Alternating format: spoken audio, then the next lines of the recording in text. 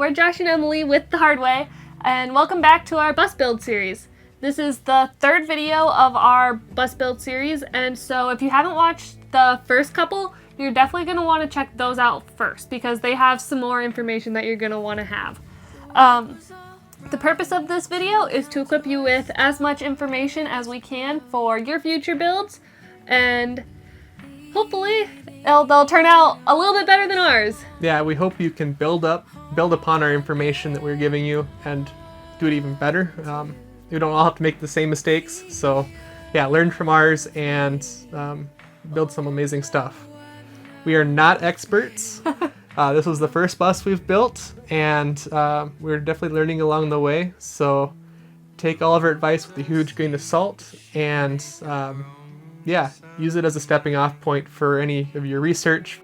And then you're going to want to be sure to stick around to the end of the video where we talk about the mistakes we made and the improvements we can make to make it even better. So let's get started with our design considerations.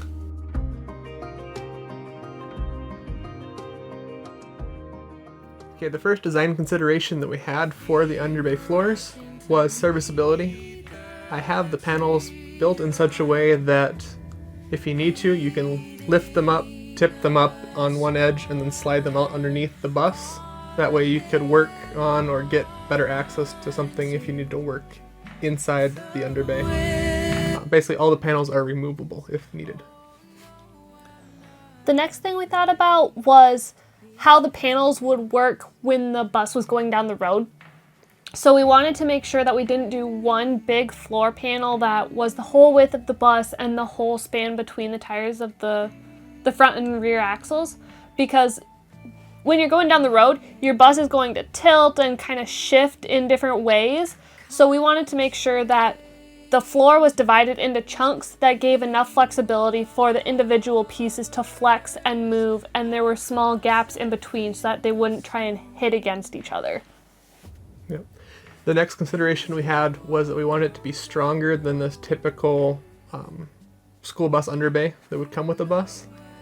This is so we could throw all my tools down there, basically be able to load that up with any weight, not worry about the underbay failing or coming off the bus or anything like that.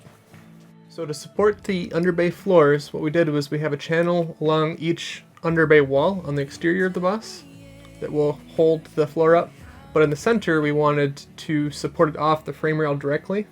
So we have one support that ties into the driver's side frame rail, just bolts right in 3 different spots, hangs down, and then holds and supports the floors, the other side, basically the other edge of the floor panels. And we did that because we wanted to have more space in the storage portion of the underbay, which is the passenger side, and the utility side, which is the driver's side. You didn't really bother me to have a upright going between the floor of the underbay up to the frame rail. So it worked out pretty well that way. And because we'd have this asymmetric underbay floor construction, it actually shifts more of the weight to the driver's side of the bus from the passenger side. And that helps counterbalance our layout up top, where a lot of our cabinetry is on the passenger side. With the construction of our underbay floor, we chose to reuse a lot of materials that we already had. So we were able to reuse the existing school bus plywood that we had demoed, and then as our main floor for like the underbay flooring. Underbay flooring. And then we were also able to take the tin that we removed from the ceilings when we replaced it with wood. We were able to recycle that, and we used that as well.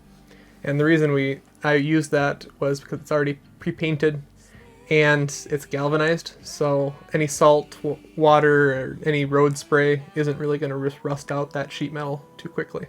So we've mentioned in a few other videos that we like to go home for the holidays between like Thanksgiving and Christmas, and home is in South Dakota where it's always cold, sometimes snowy, but we want to still be able to live in the bus and use our utilities like our water, so we wanted to make sure that it was insulated. So we ended up using 1.5 inch thick insulation in all of the flooring. Yeah, an extruded polystyrene.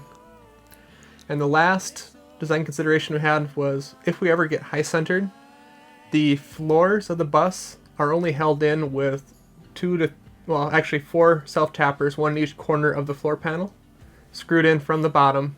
So if we are to high center and get stuck somewhere, those screws will either break or strip out, and the floor panel can raise up into the underbay.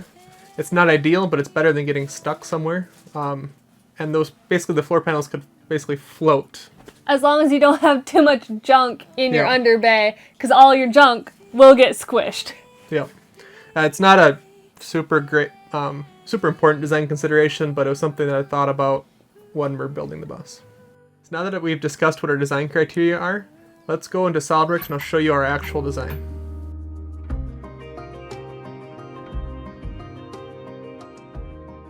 Welcome back to SolidWorks. Today we're going to show you how I built the wall panels. The wall panels are all fairly simple constructions for the framing. The framing for the wall panels is pretty simple and straightforward, and they all follow the same basic framing method. What I have here is 1.5 by 1.5 square tubing, just mild steel that is 1/8 inch thick, so pretty basic tubing.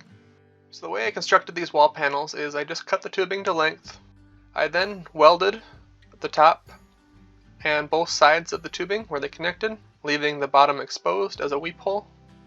And then I ground the top flat so that my wood paneling on top would sit flush, and anywhere that the welds would protrude past the top bottom plane of the tubing, I had to make sure that was ground also.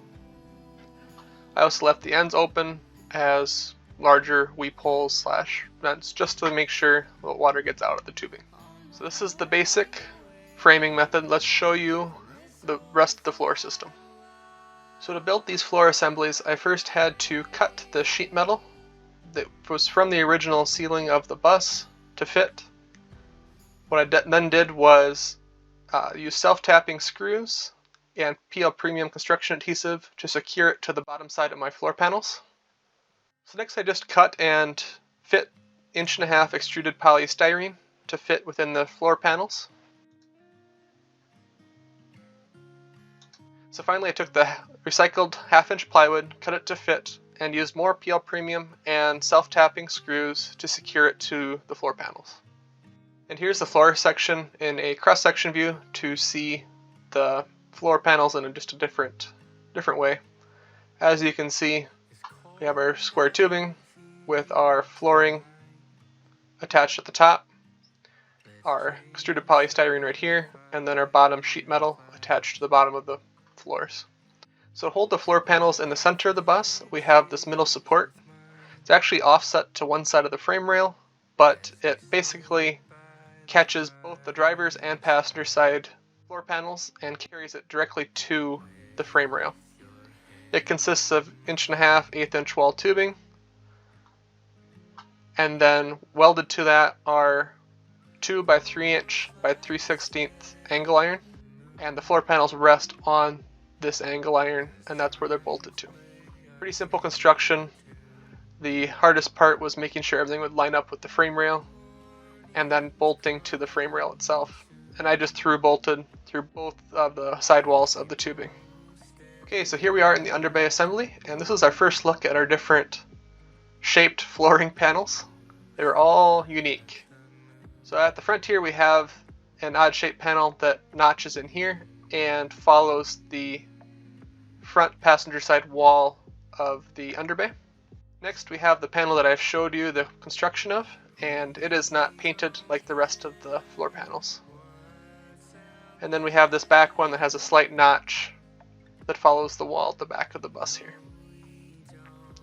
On the driver's side, we have one panel that fits in this front alcove, and then one that runs the whole length of the utility side of the underbay. So now that we have all the parts, let's put them together. So first we're going to install our center support, then the wall panels will simply just drop in on top of that.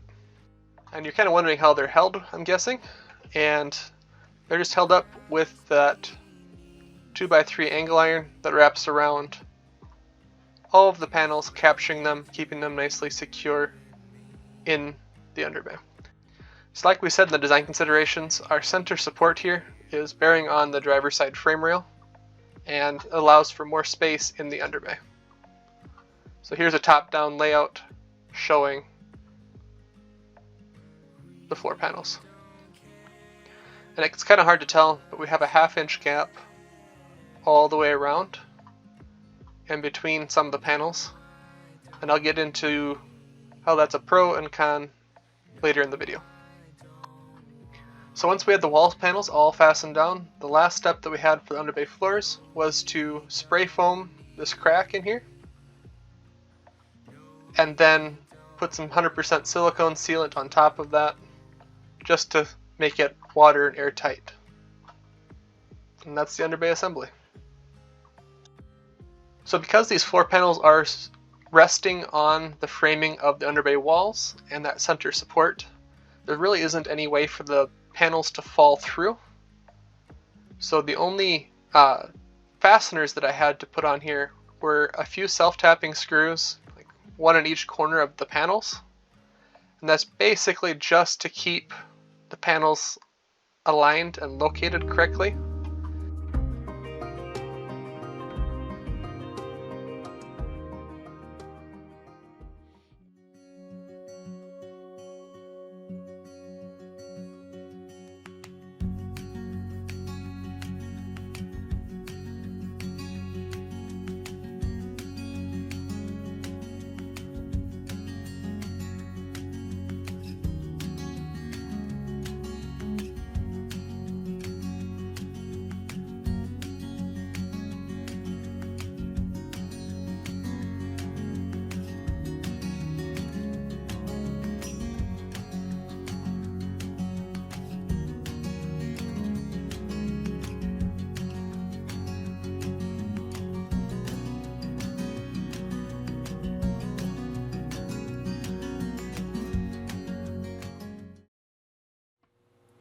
So for the bottom here, I did 1.5 inch square tubing, 1.5 feet on center.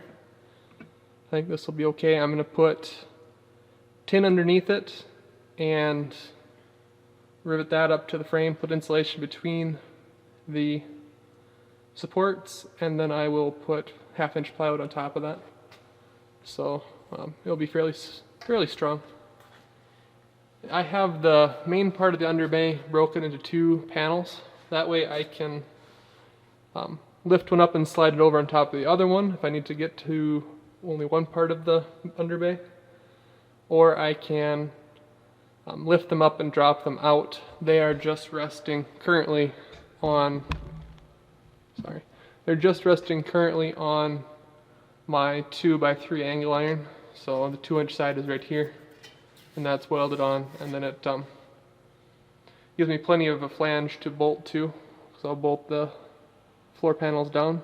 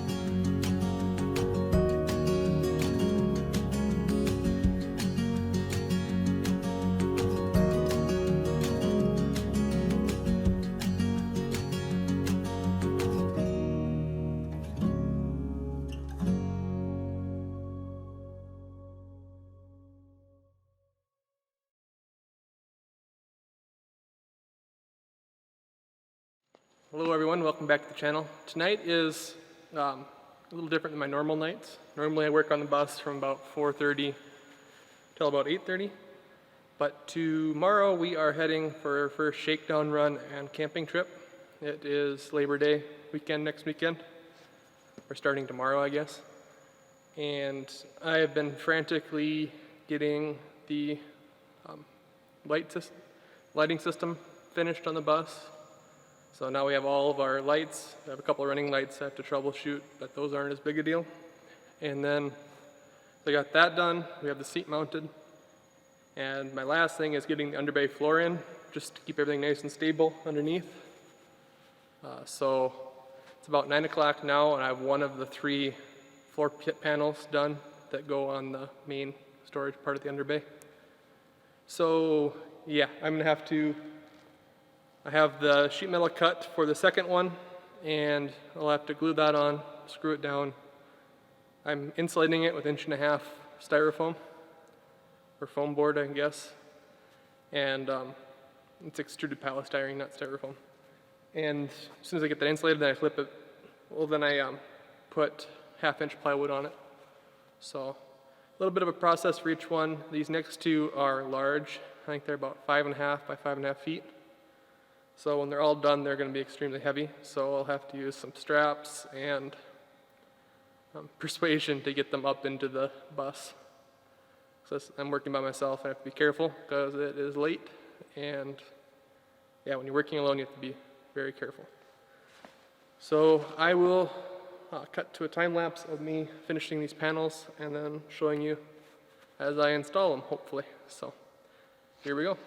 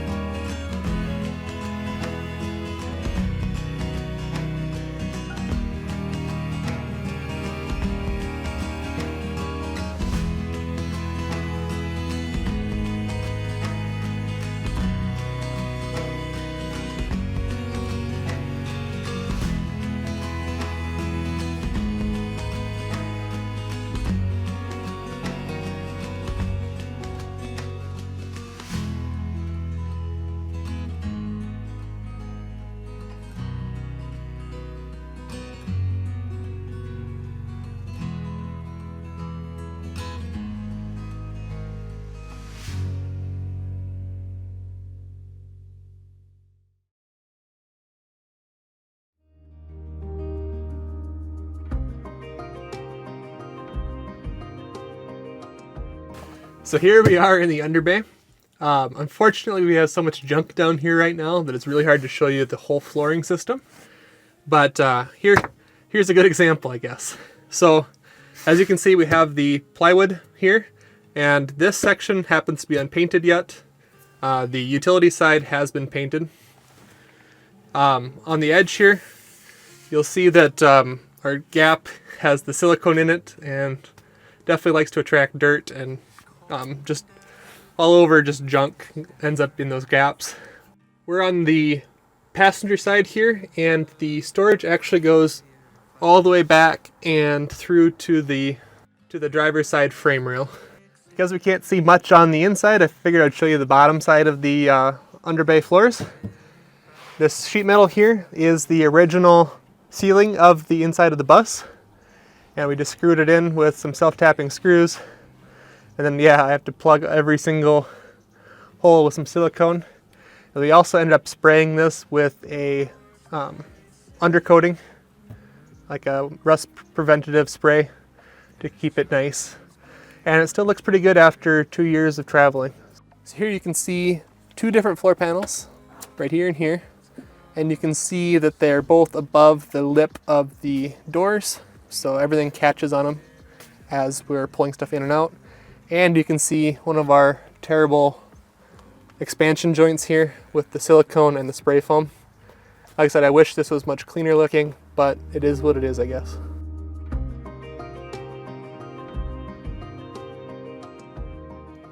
Okay, now for some of the mistakes that we made.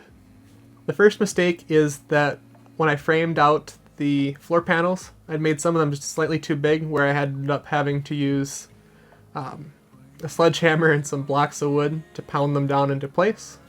They aren't going to go anywhere, but they also don't have room to flex as I intended them to be. The next item we wanted to mention is we probably used too thick of tube steel when we were doing the framing. So I probably could have run some numbers for Josh to use, but instead he just chose to use like an 1/8 inch quarter tube, eighth inch wall tube. And so that's probably a little overbuilt, which means it's probably adding extra weight that we might not necessarily need. Yeah, the finished wall panels were almost too heavy for me to move around the shop, so I'm guessing they're overbuilt a little bit. So the next mistake that we made with the underbay floors is we didn't consider the sealing of the joints between the floors very well. I ended up just using some spray foam to fill in the big gaps and then putting some silicone over top of that to make it watertight. And it worked, but we could have done it more elegantly. They have expansion joint foam rods that you can. It's basically just a soft foam that you can shove. It's in basically a tube, and you can just shove it down in your crack, and then you can just use your caulk on top of that to fill it in instead of using the spray foam, which was pretty messy because it ended up squeezing up above the floor height, so we had to cut it off and then put the silicone over top, and it didn't always work the best. So that was definitely something that we could have done better. And then in conjunction with that, since we chose to reuse our plywood, and our bus was from Arizona, that means our plywood was really dry and brittle. And so now we're having issues where like the edges are cracking and not functioning as well, and they're kind of like breaking off as we're shoving stuff in and out of our underbay. So because it's so brittle and like we don't have perfect alignment of the plywood to the edges of where that flooring meets the doors, we're getting some breakages there. And so that, in combined with the sealing of the joints between the floor panels, it's made it really hard to keep it tidy and clean when we're taking our totes in and out. Collecting like the dust and debris is hard to vacuum and keep it tidy. But at the time we were building it, it was right in the middle of the skyrocketing lumber prices. So we couldn't justify buying 1/2 inch plywood at the time when we had some that would have worked. So yeah, that was something that in hindsight I wish we'd done a little bit differently. But along the same lines, we also recycled the ceiling tin, and that tin wasn't perfect. It had all the screw holes from being installed on the ceiling, so I had to just put a dab of silicone on all of them. But yeah, it works, but it doesn't look the greatest. But The only person that will see that is probably me. So, so the next mistake we made was I didn't really plan out the utility section that great, and I put the extruded polystyrene insulation foam underneath the spot where the diesel heaters go, and the exhaust goes through the floor, and I have it boxed out so the foam was originally like 4 inches away from the pipe with the metal reflective, basically just something to protect the foam from the heat. But that ended up not being enough, and the foam actually, with the radiant heat, ended up melting back a ways. So I should have done something that was inert to that heat. I guess fiberglass would have worked just fine for that area. It's something I need to remedy now. Another item that we should have considered more was when we added the height of that plywood flooring, how everything was going to frame together between the flooring and the doors. Because now when we open the doors to access the underbay, you can see the edge of the plywood, which is causing a problem because then you're sliding the totes in and it's starting to chip out that plywood. So we should have had the top of the plywood flush with the bottom of the opening for the door. Or at the very least had a metal, basically an edge protector on the flooring panels where they are in the door frame area. Yeah, and the last mistake that we made is that I used probably the wrong insulation for the application. I used extruded polystyrene, which in some cases can soak up water kind of like a sponge and hold it. And that's not great in a metal framed structure. I probably should have used expanded polystyrene beads or something like that. But time will tell on that mistake, I guess.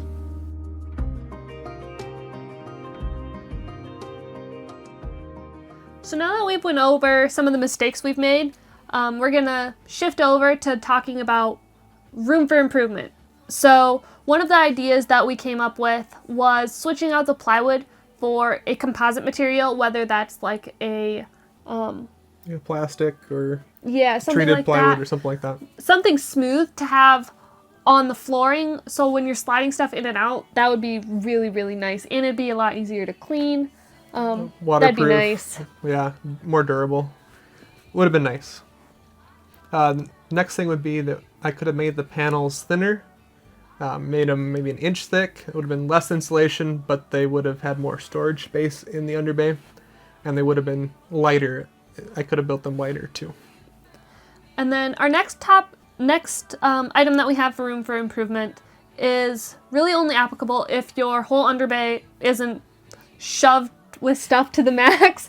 So if you're only going to have some items in there, you might want to add tie down points for your heavier stuff. So if you have to hit the brakes or you're going up a crazy grade, your stuff isn't like in the underbay sliding with you as you're moving. Yep. Another one that I didn't think about when we're building it is that you could have had one door that was larger that you could actually end up sliding your full-size spare tire into, so you don't have to hang it underneath the bus. That would have been nice. Yep. Because the semi-truck tires that you have are very big, very heavy. I think they're like 4 foot in diameter. Very hard to store. Yeah. The only other spot I had was underneath the front of the bus, like right behind the bumper. It's not a great spot. It's definitely would be hard to get to if you blow a front tire. So if you had a spot to store that in the underbay, that would be excellent. And then the last one that I have is not related particularly to the floor, but I kind of forgot to cover it before. So I'd love to have a dedicated toolbox drawer like set. When you open up one of the doors, that's all that you see. It's basically like a service truck style toolbox. So you can have all your tools there, so you don't have to have individual toolboxes or bags of tools or however you store them. You can have them all nice and organized and ready to go when you need them. One thing that we also considered just for as we're using it is we wanted the floors to be a light color and the walls, but we wanted everything to be white so that we could actually see what was in there, because we at this current moment we don't have any lights in there, so it's just like what you can see from the sunlight kind of angling in. So if we had everything dark, like the original steel color, the original plywood color, it would have been dark and harder to find stuff. So we did make sure to have everything painted white. Yep. And we also painted the flooring of the bus with a waterproof paint, like a basement wall paint. And that was try to waterproof the old plywood that we used.